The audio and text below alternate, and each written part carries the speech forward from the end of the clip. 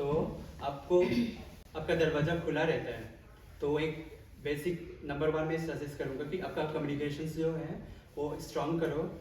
कैसे करना है, आप अगर रील देखते हो, रील को थोड़ा साइड में रख दो।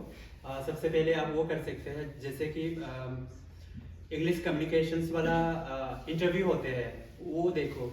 बीबीसी चैनल वाला होते हैं, या तो फिर कोई इंग्लिश कम्युनिकेशन होता है, इंटरव्यू जो होते हैं वो सारे देखो। उसमें से एक वर्ड, एक नहीं, एटलीस्ट 5 to 10 वर्ड्स आप पिक करो उसमें से कि क्या बोला था। उसका डिक्शनरी में देखो, गूगल करो, आजकल तो चैट जीपीटी है, बहुत सारे हैं, सारे डिटेल्स मिल जाते हैं उसमें।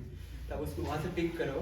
पिक करने के बाद रोज एटलीस्ट 10 वर्ड सीखो, उसका सिनोनिम्स देखो कि क्या होता है उसका और दूसरा मीनिंग पे। अच्छी अच्छी वोकेबलरी यूज़ करो तो आगे जाके अच्छा होगा। या तो फिर आपका डेली लाइफ का आप एक डायरी में लिखो कि आज क्या हुआ था, उसको फिर आप अच्छे अच्छे सेंटेंस बनाओ।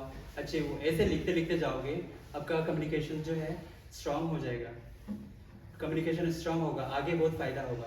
अगर आपका कम्युनिकेशन अच्छा होगा, कभी वेस्ट नहीं जाएगा। आप जो भी सीखते हो स्किल्स, वो कभी वेस्ट नहीं होता है, कहीं ना कहीं काम आ जाता है लाइफ में, है ना।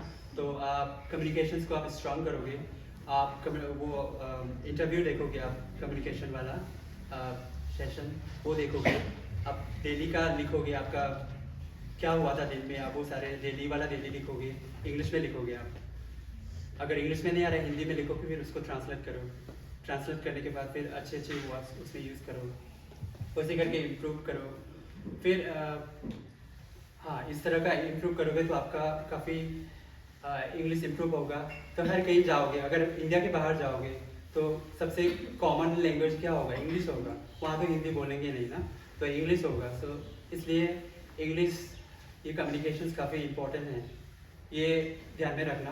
क्योंकि पढ़ने जाओगे, वो सारे बाहर भी पढ़ने जाओगे, बेंगलोर या वो साइड में, साउथ के साइड में, वहाँ तो हिंदी कम बोलते हैं। फिर भी आप बोलते होंगे भी तो कम बोलते हैं, लेकिन सारे इंग्लिश में ही होता है। तो सब घूम फिर के आके कम्युनिकेशन से ही आता है सबसे पहले। अगर बाहर आप पढ़ने जाओगे अभी, तो सबसे पहले आपको यूनिवर्सिटी में ऐसे एडमिशन नहीं देंगे आपको। सबसे पहले आपको इंग्लिश प्रूव करना होगा। IELTS, English international English level. आपको हर एक यूनिवर्सिटी का अलग अलग स्टैंडर्ड होता है, इस यूनिवर्सिटी का अलग है। जैसे आप कैम्ब्रिज अगर पढ़ने जाओगे, ऑक्सफोर्ड पढ़ना जाओगे, वहाँ तो 8+, 8.5+, सबसे हाईएस्ट नंबर होता है 9 पॉइंट होता है इंग्लिश टेस्ट में। तो 8.5+ चाहिए होता है उनको। अगर वो नहीं होगा, आपका मार्क्स सपोज 95% से भी ज़्यादा होगा, फिर भी आपको नहीं लेंगे, क्योंकि आपका इंग्लिश लेवल उतना है ही नहीं, बोलेंगे। क्योंकि सारे वो इंग्लिश में ही होगा, आपका जो भी कम्युनिकेशंस या जो भी पढ़ाई होगा वो सारे इंग्लिश में ही होगा। तो आप पढ़ने जाओगे या बाहर कोई इंग्लिश स्पीकिंग कंट्री जाओगे, तो आपको एनी हाउ इंग्लिश स्पीक, जो एग्ज़ाम होता है जॉब के लिए अलग सा होता है, इंटरनेशनल इंग्लिश टेस्ट, और पढ़ने के लिए जो होता है वो अलग से होता है। तो दोनों में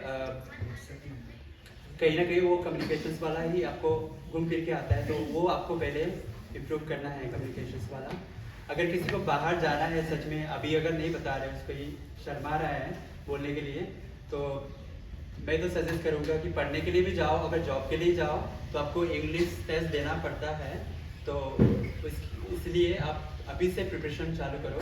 ये आपका टर्निंग पॉइंट है आपका लाइफ का। आपको अभी ये बताएगा कि आपको किस डायरेक्शन में जाना है